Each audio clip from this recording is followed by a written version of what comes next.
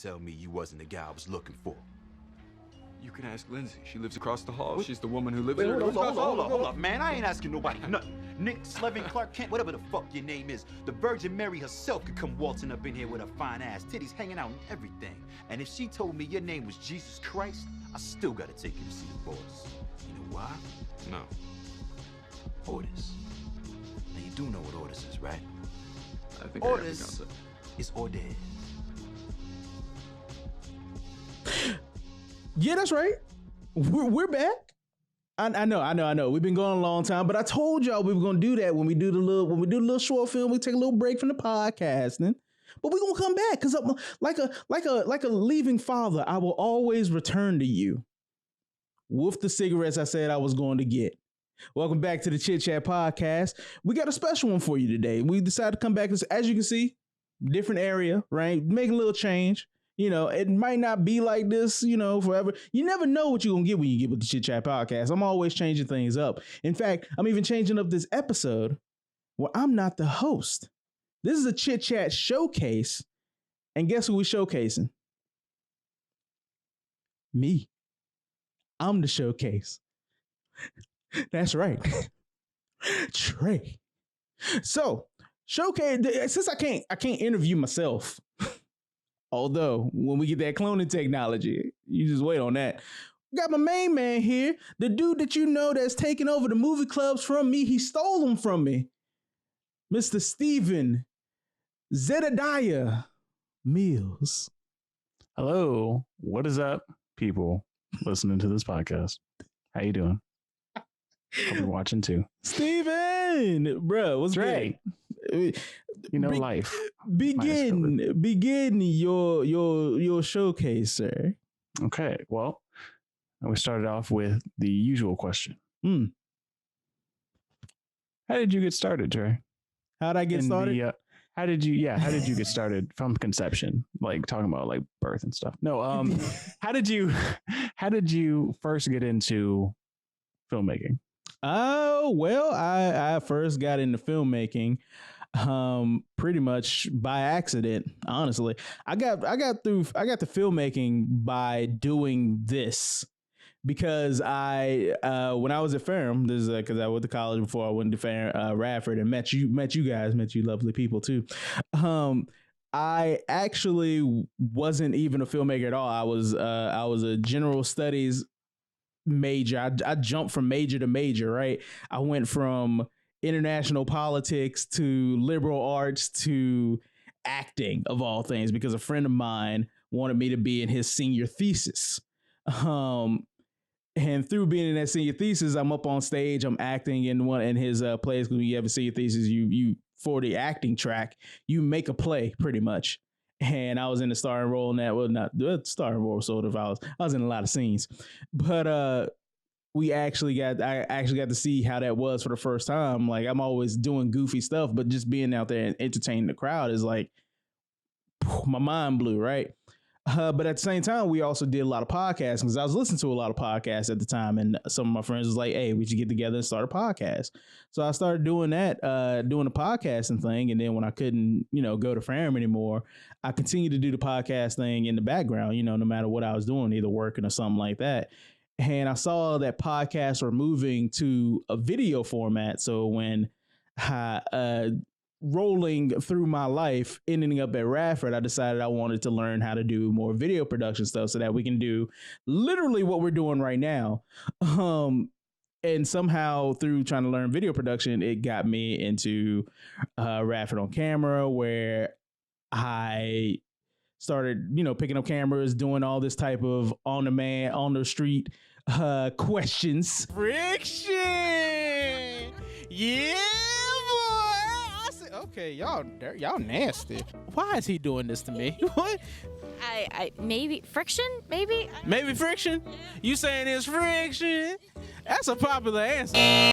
Question shows. And then I met this dude in my documentary class named Ramsey, and he was like, "Hey man, you know about this film stuff? You like movies and stuff? Help me make a movie." And then I met this wonderful group of people that was just like crazy and insane and do every other word out their mouth is SpongeBob quotes. Beautifully, because tonight has been a SpongeBob reminiscing night. We're doing great. we're reminiscing all the wonderful scenes from SpongeBob, like, what are they selling? Chocolates! They're selling chocolates! Yes! And then I went from watching movies and liking movies to realizing that this is something that I could actually do. Wow. So there was no like one movie that you would say influenced you? Nah, man.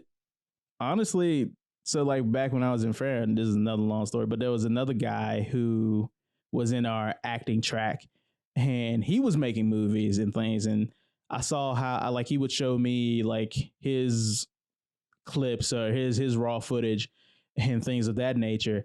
And I look at that and I'd be like, man, it's really cool that you're out here writing these scripts and making these short films and stuff. I think, and it's going to make his head a little better. I think he was a part of the reason why I was like, you know, at the time I was like, I can't do this. But between him and then meeting you guys and actually, you know, getting to make Pizza Delivery Horror Nightmare, go check it out on the YouTubes, and you know what you did and stuff like that. No, it wasn't a certain movie that inspired me to make short films. It was actually doing it with you guys. Phrasing.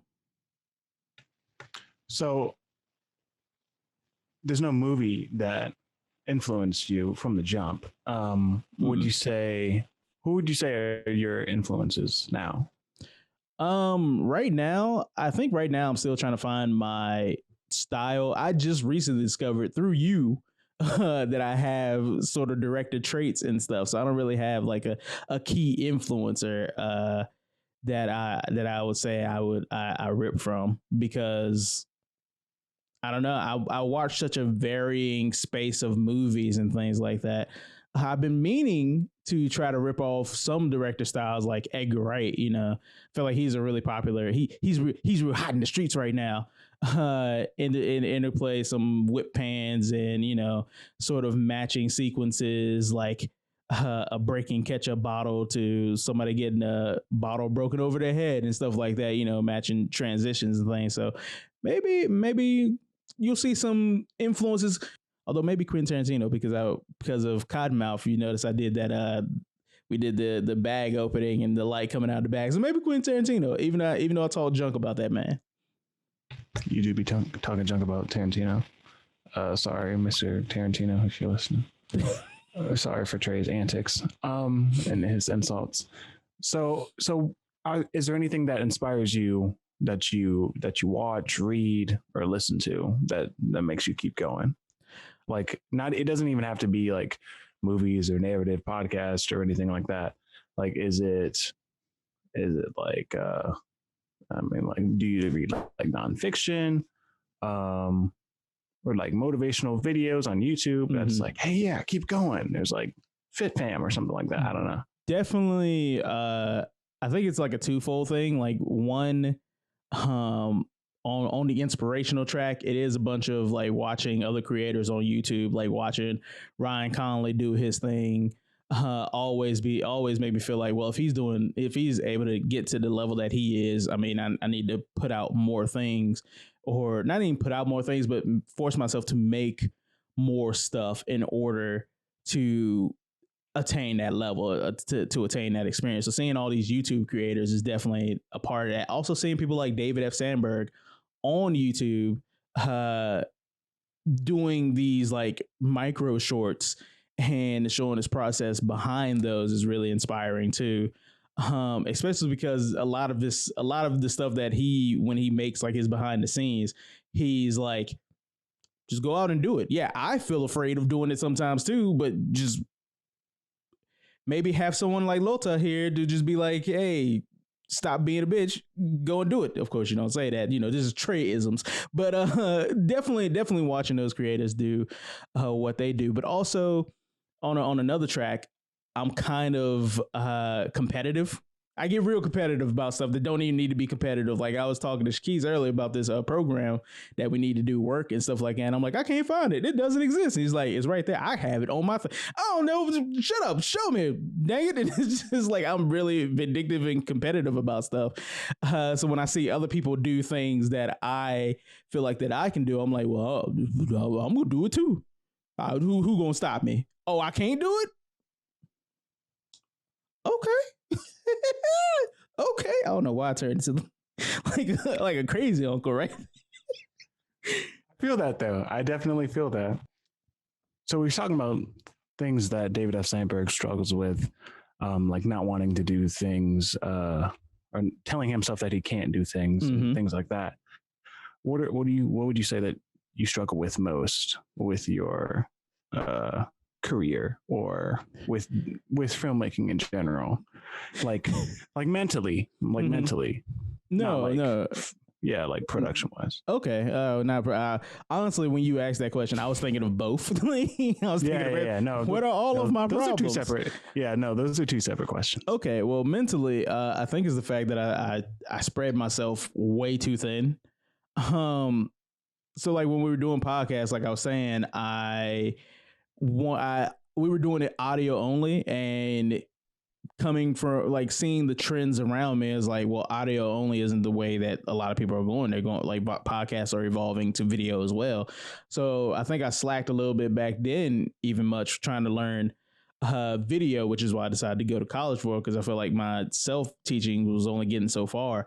So I wanted to focus and shift gears. Now that we're doing like a lot more video stuff, I mean, you guys hear it all the time where I'm like, now let's try this visual effects stuff. You know what I mean? Now I'm spreading myself thin going into the 3D space, or, adding 3D objects, learning compositing and things of that nature. While on the top of that, not really having my, I guess, behind camera skills completely fleshed out. So it's like I'm trying to run before I walk. And I think that's probably one of the biggest problems that I'm dealing with mentally right now. Okay. So this isn't related to that question at all. So there's no good segue, but what would you say is the biggest lesson that you learned from your last project? From the last project. So I guess what are we talking about? We're talking about Cottonmouth or Cheat Day? Let's talk about Cheat Day. Cheat Day. Oh man, Cheat Day is one of those where I feel like I've learned, like, every project that people, if you out there are like, I want to be a filmmaker or something of that nature, I want to do this thing, it really teaches you that every project is different. Like, you can't go into the projects with the same mentality. Like, you can have like little tricks into your belt that you can pull out and use for any type of situation that will help you, but you got to always come in with a fluid mind. I feel like with Cheat Day, I didn't really do that. I feel like I underestimated the art form of video with doing that, because I feel like going into it, like, it was more running gun than the way I really like to do things. I kind of like to do things more cold and calculating. Like we were talking about earlier when you were talking about, oh yeah, I just use QuickTime Out. And it's like, man, you should use that Audition or Audacity, because, you can control your audio better. Like, that's how I am about like a lot of things. I like to have control of the lights and all this, that, and the other, or, control the camera and the lens choices that we have. Instead of just being like, all right, well, just throw that on there and we'll just get this shot, which I feel like we did a lot during Cheat Day. And of course, that's because we didn't have a time factor. So I think I learned I need to re-look at again how to manage my time and our time production wise, which I feel like, even though we said just the last project, I feel like that's still something that happens with like all of our projects. Maybe. I don't know. Did that answer your question? I feel like that went all over the place. No. I think it does. Okay. What would you say is the biggest lesson that you learned from your first project, filmmaking wise, like director wise, that you've carried on to, that you've remembered and that you've carried on to every previous project? Like, if you were like, on the first project, you were like, man, I didn't have a shot list. I wish I had a shot list. And then you've been doing shot lists ever since. That's an example. So yeah, stuff like that. I kind of think that it's been everything. And I know this is like a real cop out, and he's probably looking over here like, hey, there he go again with them cop outs. He just, yeah, we're gonna film some good stuff, and then we're gonna edit it, and then we're gonna put it out. Into the climax, so that's really exciting stuff, and we got some really good stuff tonight, and hopefully we get some more good stuff tomorrow and put it all together. I do feel like from like the first project on to, I'm gonna say Cottonmouth, because I feel like Cheat Day I dropped the ball on a lot of stuff, but I feel like Cottonmouth I actually had like a good grasp of things. Like from the first time, and this is something that I saw from the editing bay before seeing it on camera, because I was so focused on, we're gonna use this Ronin, that's what we're gonna use. I think not focusing on a singular gear has definitely been a lesson that I've taken from each and every project. And instead, I'm focusing more on, well, what's that composition look? What can I do to make that composition look the best that it looks? And if I can't, can I deal with that and try to fix it and baby it in post? Maybe not. But no, I think really like learning just like what different skills, like me and you were talking about, Stephen. We were talking about like how a lot of the problems that you'll see with Cheat Day, not that you shouldn't watch, it's gonna be a good short film, is lighting. We kind of like run and gun the lighting setups for that one, and that's been something like that's been big to me for like since day one, since doing Pizza Delivery Horror Nightmare Part 5. If you look at that, a lot of that is there's different lighting situations going on, and we just kind of dealt with it. Like we just kind of let it happen. I think one of the biggest, like there are different lighting setups that are kind of messed up in a lot of it, but I think one of the biggest ones, one of the glaring ones, is the scene where Waddell as the creeper or whatever is accosting young Lee at the door, and not really accosting, having a conversation back and forth. It's not accosting, but there's just a glaring lamp right there that's just like overblown, and it's just like the sun is right there in the screen, and then you have Waddell and Lee, and it's just like, if that's something I really just want to jump back in time and just try to fix somehow, take that lamp out, what I mean, throw the practical somewhere else so that it's just motivating the light in a different way or somehow. I don't know, just doing something to just fix that shot. I feel like that's kind of been on my mind since from that project on to What You Did. I think lighting is pretty much a reason why What You Did is black and white, because a lot of the situation, I feel like a lot of the situation, plus we were on a time crunch, could be alleviated by turning that black and white. Like we still filmed in color and still tried to do like correct lighting setups for it, but that's the reason why that works so well. And then with Cottonmouth, having a motivated light be red and just lighting around that, causing that different mood to happen. Again, I think lighting is probably the biggest thing that I've taken from each and every project. Work that out on the fly. You turn that from a cop-out answer to an actual answer. Bravo. Thank you.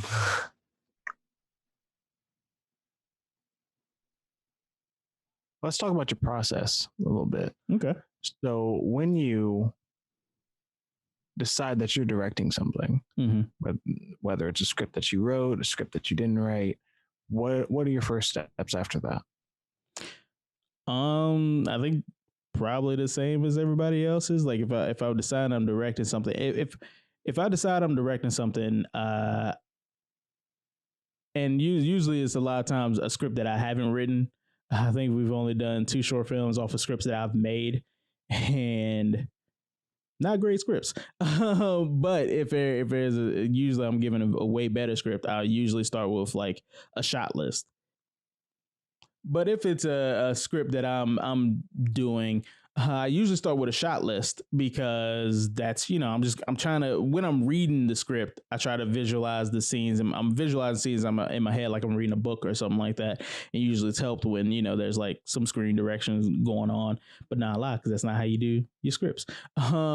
But I usually start with a shot list and then go into rudimentary storyboarding. I think, again, storyboarding is really important to me or starting to become really important to me. I think that's the next lesson I'm taking going forward, is that storyboard. It's so important, and especially depending on how big of a crew you're dealing with. If you're dealing with a crew of one, shot listing by itself isn't bad because you are the person behind the camera.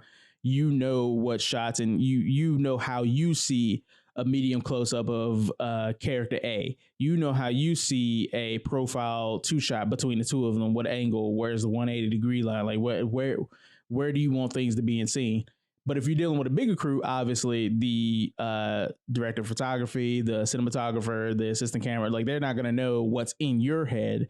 So if you want them to be able to do their job, storyboarding is a big part of what you have to do. And I'm learning that the hard way now. So that's a lesson that I'm also taking from one project to the next. But yeah, so that's pretty much my process is going. If I'm deciding I'm going to direct something, I'm immediately going to read that script and visualize like how I'm seeing this play out. Where am I seeing this location that they're listing out on the script? And then trying to figure out how to storyboard that in order to get that through, to get my vision or the way that I'm visualizing this script, mostly this person's script, and through my filter into their hands. So let's talk about your process. That was more of a pre-production thing. Let's talk about your process on set. How do you like to run your ship? How do you talk to actors? If you want to just talk about in general, if you just want to talk about how you like your set to be in general, and then I can get into more specifics later. I like to think that I like to think that I'm the fun uncle, but I really turned into Joe Jackson real fast. Like I try to be light and breezy on set. I really do, and I like to be that way when I talk to actors and things of that nature. But I also feel like we're a group. And it's probably just because of the group that I deal with is a bunch of knuckleheads that, you know, we have to be reined in just a little bit. You know what I'm saying? If it isn't me doing it, then Madison's probably going to do it. And even recently, Steven, yourself has started to turn a little Joe Jackson when, hey, man, stop all that nonsense. Yeah. When we're shooting, when we're recording, when we're rolling, I mean, and if you're like, if Eilish hits record and she's like, I'm recording, and then we get off track or something, I will yell rolling like I'm a PA on the TV show that I work on. I will yell it as loud as I can. So see what I'm saying? Gets back on track. That's kind of how I am on set. I try to play both the good guy and the bad guy because I'm trying to get, and I will be hard. I remember on Pizza Delivery Horror Nightmare Part 5, when I was trying to get Waddell into the mind space of the character that he was playing. And of course, I know he hasn't done a lot of acting. But again, he's knucklehead, so you got to be a little bit harder on him. So I'm kind of working him through like a Russian ballet instructor where I'm like, all right, run your line. Now run it again. Run it 3 times. Okay, that's good. Psych, run it one more time. Like I become a slave driver almost. And honestly, that's to the benefit, and I think the detriment sometimes too, because you need that bit of levity, you know, because you want things to be fun, but you also know that this is a project that needs to go out to, you know, people. Because I see it.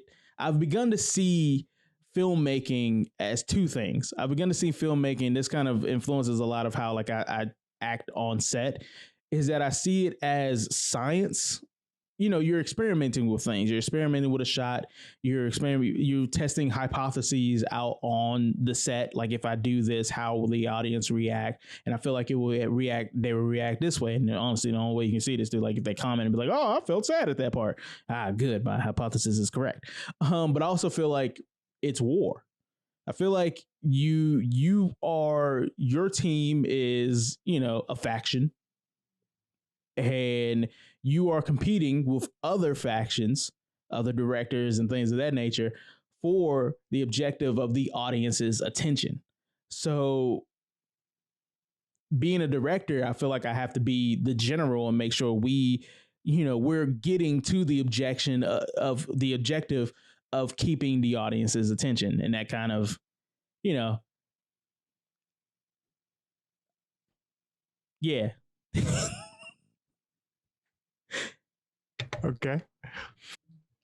Trey, what would you say is one of the best short films that you've seen out there? For real? You just go put me on the spot like that, bro? Yeah. What's the first one that comes to your head?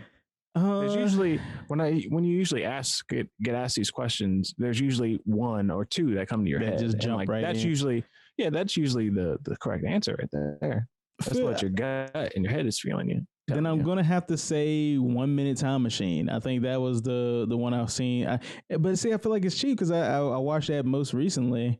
No, I actually watched a couple of other short films recently. Okay, yeah, I think 1 Minute Time Machine. If not that, then Dawn of Death is like a really good close second. But because 1 Minute Time Machine just really does a good job of coming in quick, getting like to the point and developing characters and just create this hilarious situation that all within the span of like 5 minutes. I think that's the runtime of that short, maybe 5, maybe even less.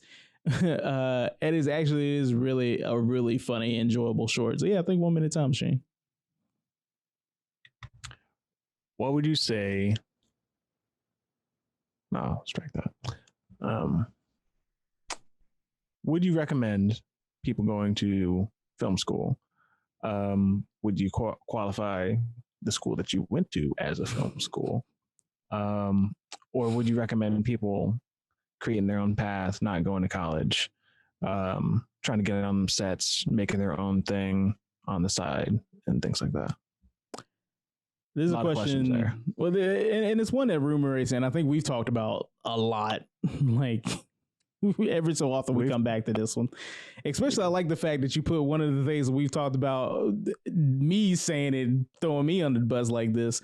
But one, no, I don't think you need to go to film school in order to become a filmmaker or nothing like that. All you really need is a camera of some kind. And I hate this because I hear it all the time, but you have a camera in your pocket. You have the phone, right? Phones now have gone to the technology where they can become cameras. I both like and don't like that because if you're like me, you like a lot more control. And I feel like the phone camera doesn't really give you all that control. But then again, there might be apps for that. So, yeah, fine. But I really do think that it depends on how you learn. Because if you learn literally by doing, then just go out there and do it. There are enough YouTube tutorials out there that you can get pieces from. And that if you apply yourself, it's not even about the tutorials, but it's about getting something from the tutorials in order to piece that together. And like through trial and error, that's what makes you a filmmaker. Trial and error makes you a filmmaker rather than just studying a thing. You can study a thing so long. Those who can't teach. You know what I'm saying? Which is nothing indicative about any of my professors. They're all wonderful people who ever make wonderful things. Shade. Shut up. Don't do this. Don't do this. No. But no, I truly do believe that. I believe that if you do the thing, you can do the thing. Like you genius is brought through repetition, not through talent. Now that being said, I think schools are worthwhile. I think film schools are worthwhile because you meet the people that you like. I would have never gotten into this film stuff if I didn't go to school for video. I would have never even learned the joys and love of being on a set, so to speak, if I hadn't taken that step, or taking that path. I mean, that's because I was kind of wandering through things and I wanted to learn this one thing, and then it blossomed into that. But I also think that like schools, depending on where you go, can be like a collaborative experience that helps you develop what you actually want to do, if that makes sense. The school that I went to isn't a film school. It's not. The film program isn't even really a film program. It's a news program in the disguise of a film program. See, put me on the butt. I'll say it. I don't care. I was gonna say you didn't have to answer that question. I will. I told you, Steven. I ain't stricken from the record. Nope. I don't plead the fifth. I plead the first.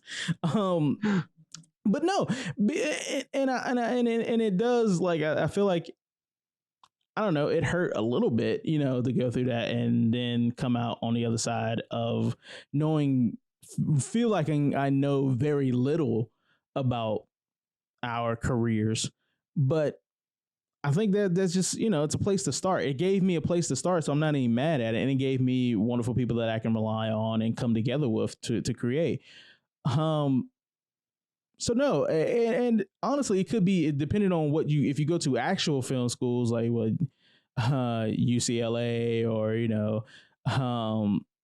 SCAD in Atlanta or Savannah or wherever the many locations SCADs are, or like a film school in New York or something like that. It'll definitely probably help you, because I don't know, I didn't go through this, get on a set easier, because there is like a barrier of entry to getting from where we are to actual film sets. But a lot of that is just trying. I mean, I think the more important thing is that you actually try to take that first step and keep going, because no matter like where you start, you're going to end up somewhere. If you start walking, you're not going to stay in place. You're going to end up miles away from where you began. So I don't know. Like, I don't know. For me, the question is yes, but for anybody, it could be, no. So take that first step is what you would say. Yeah. So then you start walking. The journey of 1,000 miles begins with one step. So it's like that. It's like that 10,000 Michael. It's like that Malcolm Gladwell where he's talking about like put 10,000 hours into anything and then you become like a master at it. Yeah. But you have to put in that first hour. You have to put in that first minute. Exactly. To put in 10,000 hours.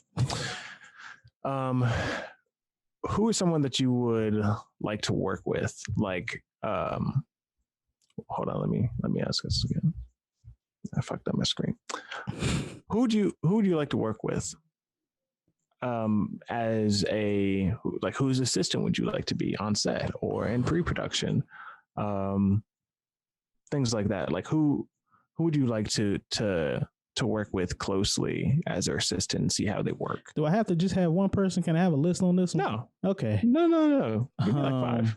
Okay. You got 5. So assistant wise, I don't think I could be anybody's assistant right now. I could be anybody's PA on anything. Like I got you there. Let me fit because I feel like I'm not there yet to be like, assisting somebody, fully on thing. I feel like I still got a lot to learn before I do that.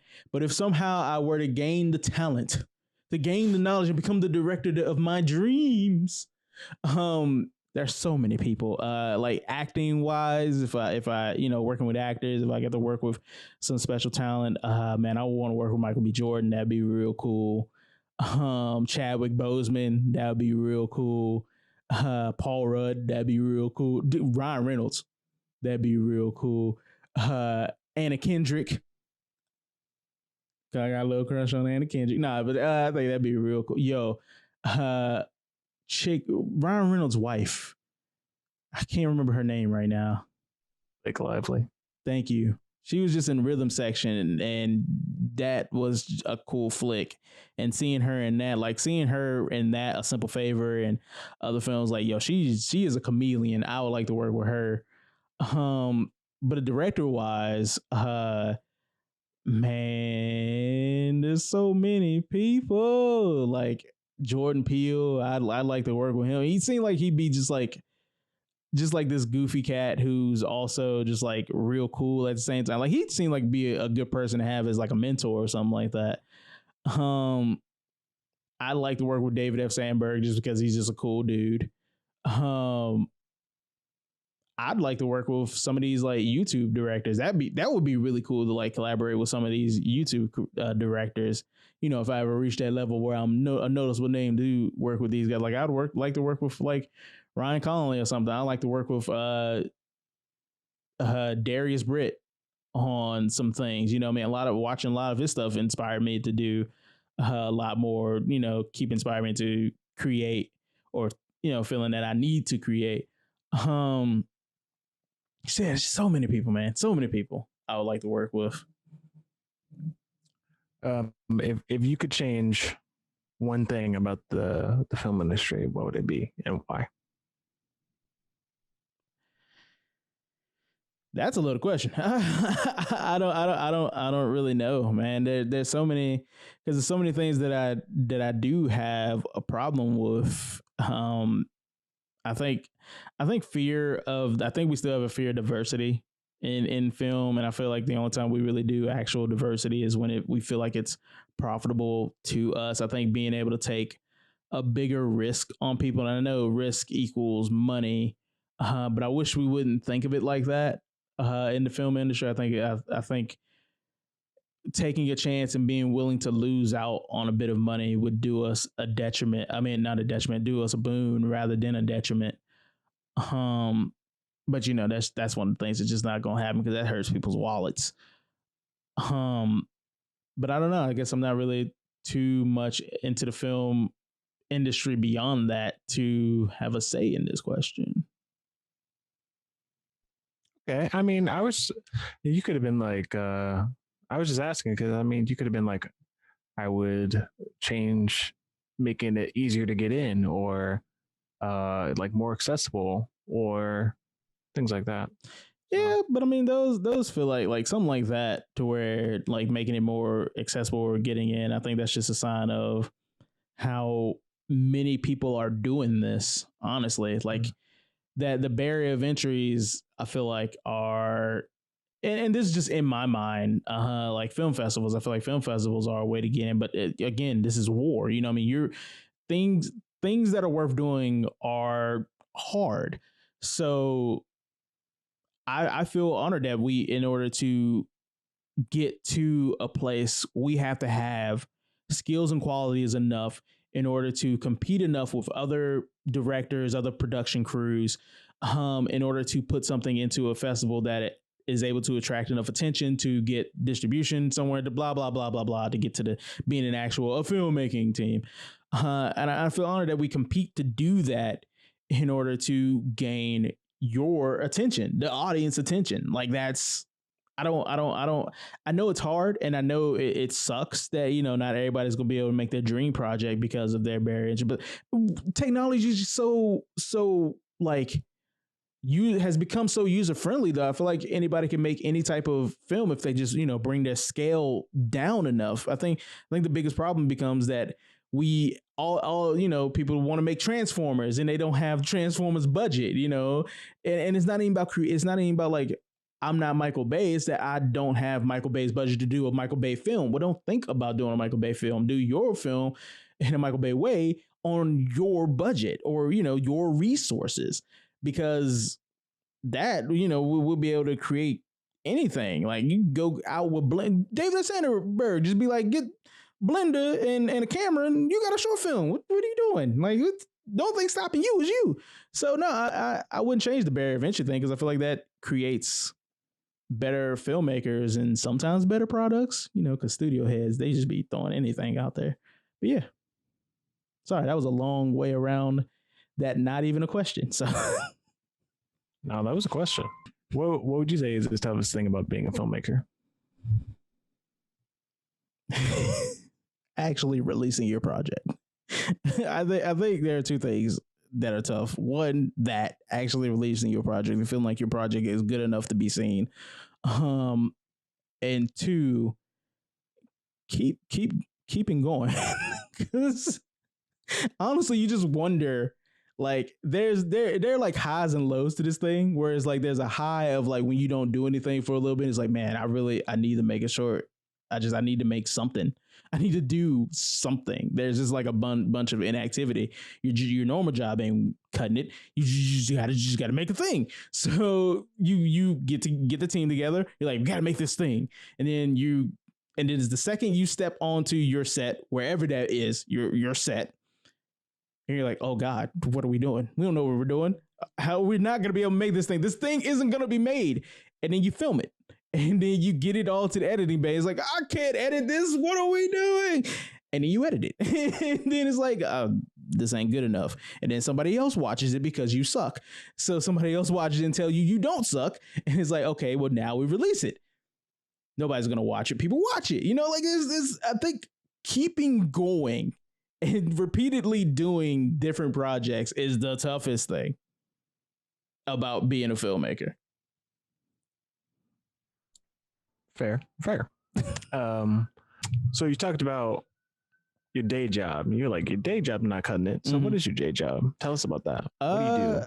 I currently work as a multimedia developer at a lab that makes teacher videos, pretty much. That is what I do. I also work a little bit of graphics on the side there. I'm not really great at it, so I'm kind of learning as I go with graphic design and things of that nature. So yeah, it's not really the most exciting thing. It's pretty much, it's kind of like the lynda.com tutorials. If you know lynda.com or, you know, things of that nature, it's kind of like that. We do that. And yeah. Hey, what would you say that you look for in a collaborator? We haven't really had too many we haven't had any collaborators, so I have no idea. You have collaborators like Eilish, Madison, me, Shaquise. Oh man, I consider like y'all already I consider everybody that I work with like that is in production 1200. Even though I feel like they're not in production 1200. If I call on you, you're probably in production 1200, honestly. And I feel like y'all are a part of me. Like there's no, like, I don't even think about what do I look for in that person. It's just like, yeah, I need that person. But if I think like the qualities why I chose you guys, I think is dedication. I think I look for the need and the want to create something. You know what I mean? Like, not like, you don't even have to be the best at what you do. You just have to be able to you have to be willing to try and be like not okay with failing, be okay with the possibility that we will fail and that we'll take that failure and grow from it.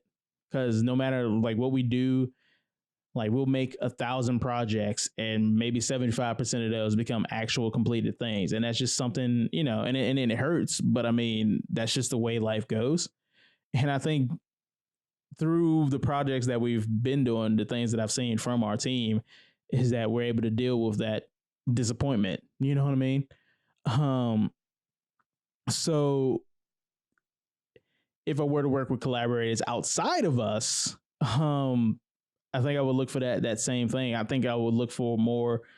I think I would look more for heart than I would knowledge, because you know if you have that passion and you're able to do that with a healthy respect for the art form of what we're doing, I think that would make a greater product than otherwise.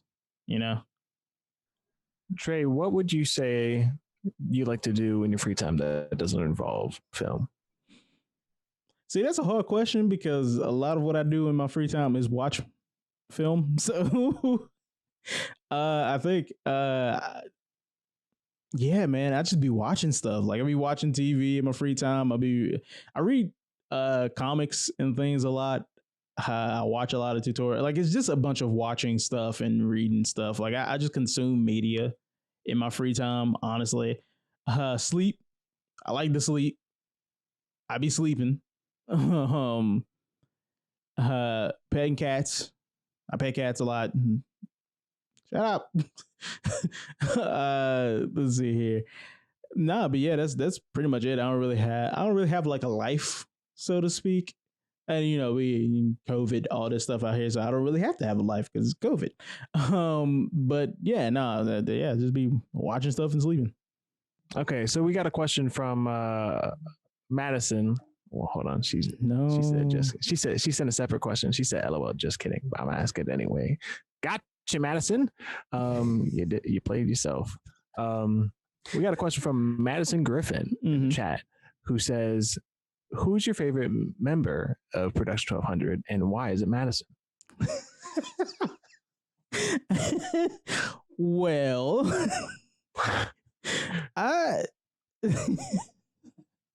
like it's not a cop out. I feel like a parent when a siblings ask like, "Who's your favorite kid?"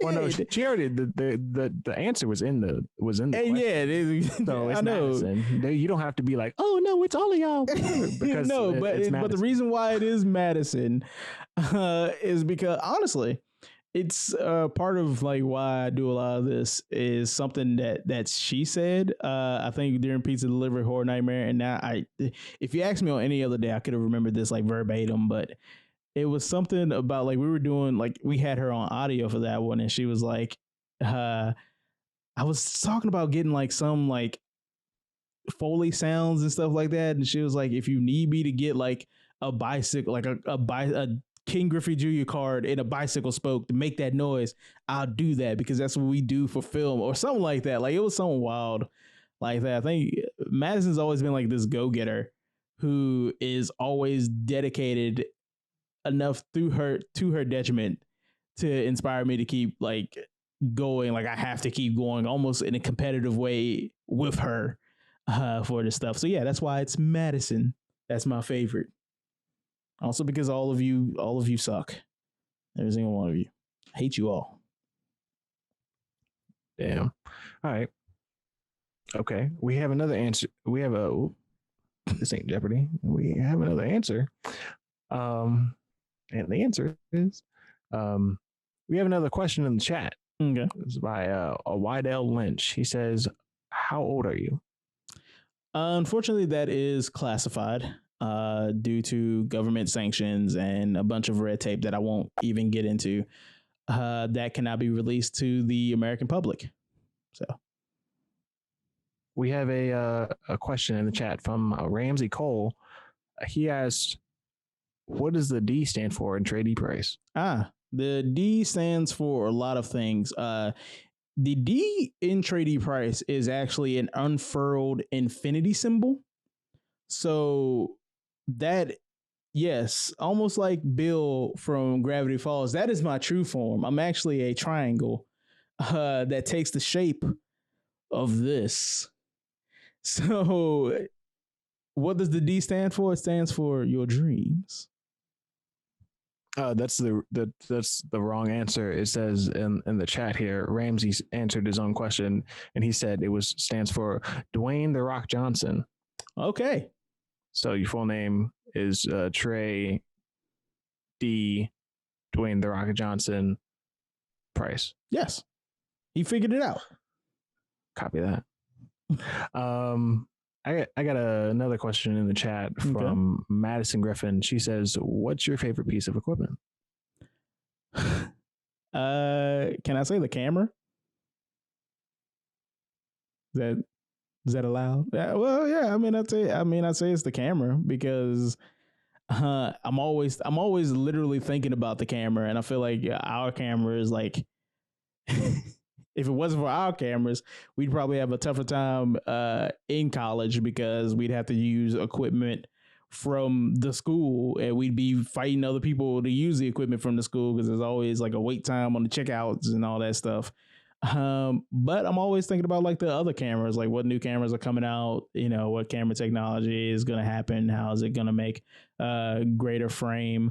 And plus I've been doing a lot of research on cameras because I've been looking to upgrade from our camera to a better camera. Still, I love you, baby. Don't even look at me like that.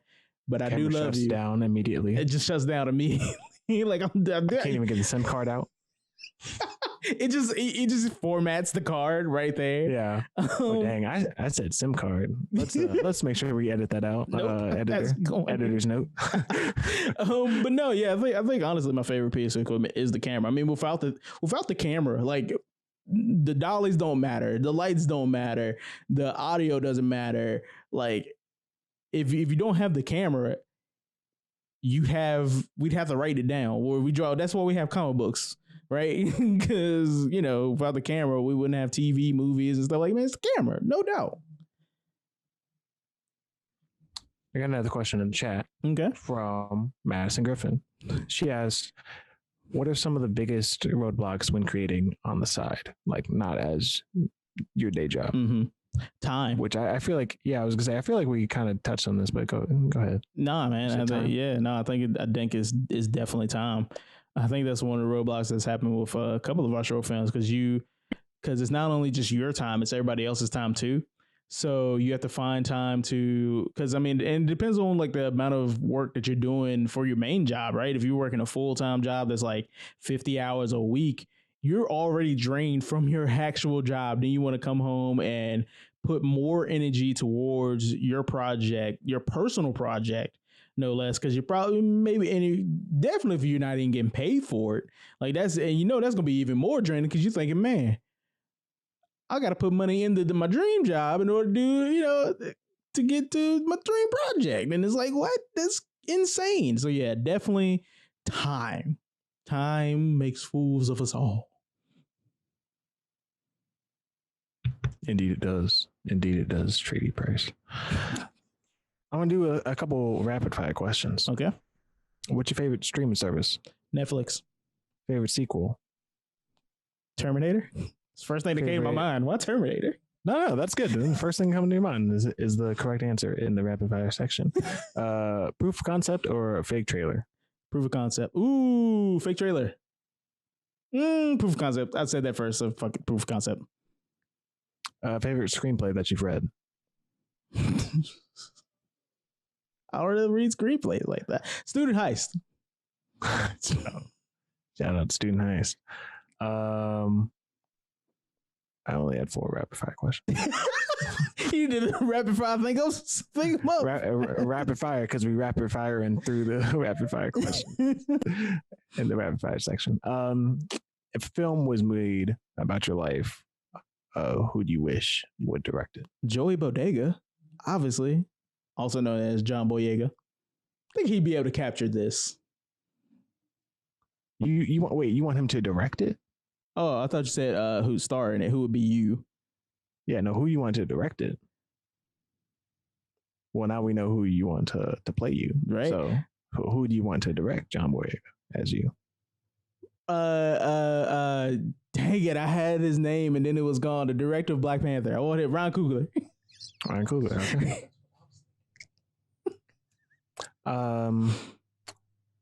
If you weren't a filmmaker right now, what would you be? This is gonna be real revealing. I feel like all of my friends are gonna be like, "Yeah, bump you, dog." Probably either in the military or police officer. Okay. Yeah. If you weren't a filmmaker, who would you be right now? Sad. just sad. Do you think that you would be? Do you think that you would be a different person right now? Oh yeah. If I wasn't a filmmaker right now, I'd be a different person. A lot of things would have had to change going forward, or in the past, in order to put me here. So yeah, I would definitely be a completely different person. I don't know who I'd be. That's a real existential question. I'd probably be, like I said, I'd probably be a private eye detective because I got thrown off the force for something. That's some cockamamie thing. That's what I imagine. What's a film that you pick up on a dull day? Lucky Number 11. Also kind of one of my, if you want to talk about movies that I would like study in order to learn screenwriting or something like that, I feel like I would like to read the script of Lucky Number 11. It's one of my favorite ones because it feels to me so tight. I like all the characters and I like how the story wraps around itself. And there's just that dude that's like the henchman to like Morgan Freeman, and he goes, "Look, I don't care if you are the great Lord Jesus Christ himself. Ordez is Ordez." And then punches what's his name in the face. So yeah, Lucky Number 11. Are there any things that you see in TV shows or movies that make you go like, that's something I want to do? Like a specific camera movement or a specific kind of shot. Are there any things that you see in TV shows or movies that you really like? Like for me, there's something that I like. I really like 360 shots. Mm-hmm. Like at the beginning of It Follows, which I know you I don't, but I understand what you come like from. the best. But yeah, I really do. Yeah, you really don't like that much. So yeah, are there any specific kind of things like that, like 360 shots? I don't know if this will be in the same vein, but I'm a really big weeb, so I'm gonna have to go with like a visual effects standpoint. I think is why I'm still in my mind, even though I know we do a lot more dramatic stuff, but that's just to get the camera stuff tighter. I would really like to do visual effects because I like to recreate some of these like anime abilities and stuff like that. Like me and Shakis were watching the show way back when called Bungo Stray Dogs, and there's like this one part in like the third season, second season, sixth season. Okay, huh? I said it doesn't matter. Shut up, you anime hater. But there's like a fight between two dudes who can like stop time, and it's really cool. And it's an effect that I would like to one day recreate and do that because I think the way that it's shot, so to speak, is actually a really cool effect. And things like that nature, like floating books from Black Clover, where you just pull stuff out of like that, like all that stuff is really cool to me. Like making the unnatural look natural, I think is real cool to me. So wrapping up here, what advice would you give to someone that's pursuing filmmaking? That same advice that everybody gives. The same advice that, what is the dude that played from Ren and Stevens that's on Transformers? What's his name? Shia LaBeouf gives everyone. Just do it. Just do it. Seriously, I mean, just do it. Like you gotta, in order to get the greatness, we already talked about this. Journey for 1,000 miles, take a single step. Take that single step. You can do it. And if you think that it's already been done, it hasn't been done by you. Why am I looking at you, Steven, when the camera's right there?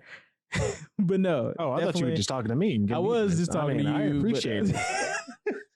I appreciate it. I was taking that to heart. You were looking into my soul, and now you're like, oh, I didn't even mean to do that. Steven, move. I'm looking at now I'm just never going to do anything because do the exact opposite now. But no, I truly believe, I think that's the only advice I can give is that if you think that you can't do it, no matter what it is, I'm not even talking about just like filmmaking too, like no matter what you think is stopping you, no matter what outside influences, whether that's people in your life that are telling you that you can't do it, you'll never know unless you give it an actual try. And if it seems hard, that's because it probably takes time. Don't be afraid to put that time in. Just do the thing.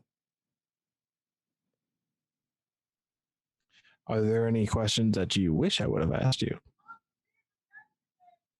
Yeah, who was that? One of my neighbors, apparently. No, man, I think you asked a lot of varying and good questions. I don't know. I'll be thinking about questions to ask myself. I answered them in my head because I'm crazy. All right. Well, I have one last question. Okay. What's next? What's next, baby? The world. Unfortunately, we're not like Jake Paul where we have a drone on top of a building and then we can drone out. We're in a small ass room. So just imagine that. Imagine us on a rooftop droning out the world. Now we keep making stuff. That's what's next for us until we get. What's next for us is to the road to South by Southwest, which I hope is still a thing in 2021 and 2022. So that we can do it. Dang you, COVID. But yeah, I think that's what's next. I think we're on the road to film festivals that will get us to South by. That's the end goal until our next thing. Hey people, thank you once again for watching the Chit Chat podcast. Thank you, Steven, for interviewing me on this illustrious podcast. I know it seems a bit masturbatory, but it actually wasn't my idea. It was Steven's idea. I asked. See, thank you for letting me interview you. I'm not always as narcissistic as people think I am. But no, you really shut your mouth. But hey, if you're watching this on the YouTube, make sure you subscribe to it. Send it out to your friends. Share this thing out, man. Show it to your grandma. Show it to your grandma's dog. Show it to your grandma's dog's cousin. You know, the little Pomeranian over there. And we're also on Facebook. Hit us up on that Facebook so you can talk to us. We answer. Truthfully, we do. I answer them things. I'm there if they do send me a notification. We're also on Instagram. Look us up on the Instagram. You can see stuff while we're on set and pictures of us doing crazy stuff. Steven, where can they find you on the interwebs? on the interwebs, the only place that they can find me is Letterboxd, where my ad name is Cut to Black. CUTTO Black. Black. Now, is that the French black though? See, is it BLAQE? No, it is BLACK. There we go. CUTTO BLACK. Is it just Cut the Black or is it Cut the Black Films? No, for some reason I decided to go against what I usually do. What? And I will soon. Yeah, exactly. So I will soon buy a Letterboxd account to change that into probably what my Instagram handle is. Right. Which I don't use anymore, so I'm not gonna plug that. Fair enough. Trey, where can they find you? Oh, you know where you can find me. You can find me everywhere that Production 1200 podcasts and films and social media accounts are found. Other than that, I mean, I don't really be doing that. My Twitter is dry as I don't know what. My Facebook is Facebook, and people don't really do that no more. I don't use Snapchat. And Instagram is, I don't be taking pictures of myself. So you can, so we can find Trey on Twitter at dry as hell. Dry as hell. Where can we find you on Letterboxd? But you can find me on Letterboxd. I think my name is King Price on Letterboxd because, again, I'm not that narcissistic, but I'm kind of narcissistic. Either King Price for life or King Price on Letterboxd. But yeah, definitely do that. I should plug my Letterboxd more. I should use my Letterboxd more. Because that's where you can find you can also find a lot of our movie club stuff on my Letterboxd, because I usually put those in lieu of writing an actual review because I'm lazy. Yeah.